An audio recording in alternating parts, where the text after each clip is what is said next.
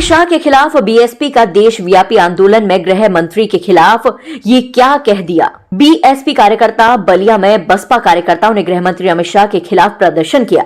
जिला मुख्यालय पर कार्यकर्ता बलिया गढ़वार मार्ग पर पहले बड़ी संख्या में एकत्र हुए। इसके बाद हाथों में तख्ती और बैनर लेकर पद मार्च किया। अमित शाह के खिलाफ नारेबाजी कर रहे बसपाइयों ने उन्हें मंत्रिमंडल से बर्खास्त किए जाने और इस्तीफा देने की मांग की। कार्यकर्ताओं का जुलूस मार्च करते हुए कलेक्ट्रेट के निकट तक पहुंचा, जहां आयोजित सभा में कहा गया कि बीजेपी लगातार महापुरुषों और संविधान के खिलाफ काम कर रही है।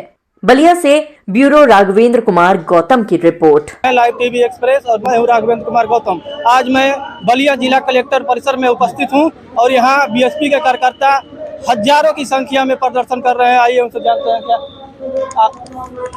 ये अपना परिचय बताएं। मैं धनंजय कुमार भारती, विधानसभा अध्यक्ष बहुजन समाज पार्टी रसड़ा। आज हजारों की संख्या में आज विरोध प्रदर्शन करने आए हैं। अब अमित शाह जी माफी नहीं मांगते तो क्या करेंगे आप?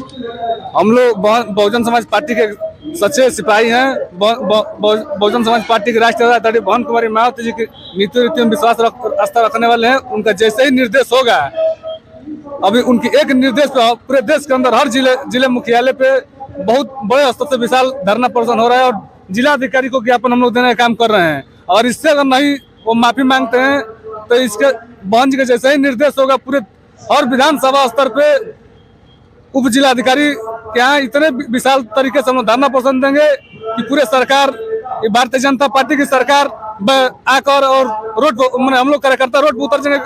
भारतीय जनता पार्टी की सरकार पैदल हो जाएगी। अमित शाह के विवादित बयान से आप क्या कहना चाहेंगे?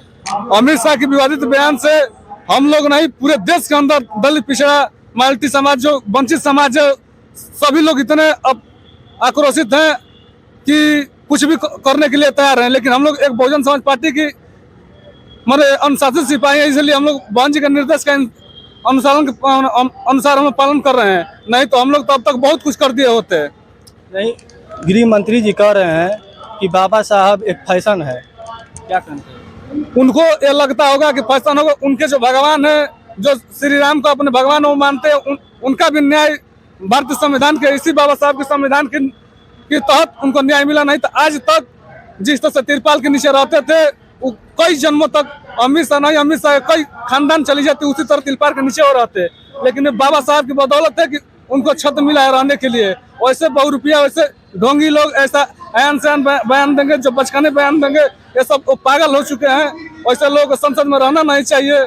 नहीं तो ऐसे लोग संसद नहीं, देश के अंदर आतंकवाद, जिस तरह से आतंकवाद लोग कर रहे हैं कि आतंकवाद दूसरे लोग मचा रहे हैं, ये खुद आतंकवादी लोग हैं जो आतंकवाद मचा रहे हैं। इस देश में जिस तरह से अमन शांति चैन मिल रहा है भारतीय संविधान से, लेकिन यही बहुरुपया आकर विवाद उत्पन्न कर रहे हैं, जिस तरह से उत्पात मचा रहे हैं कि इस देश के अंदर अफरा तफरी मच जाए।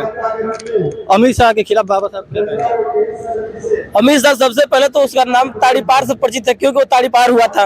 और जो इस तरह से वो शब्द बोला है, अगर मुझे 1 घंटे का अगर मिल जाए समय, तो सबसे पहले उसका गर्दन काट के मैं फेंक दूंगा। जिस तरह से बाबा साहब का अपमान किया है, उसको तो संसद भवन के इस देश में रहने के लायक नहीं है। अगर अमित शाह माफी नहीं मांगते हैं तो इसमें बीएसपी क्या करेगी? अगर माफी नहीं मांगता है तो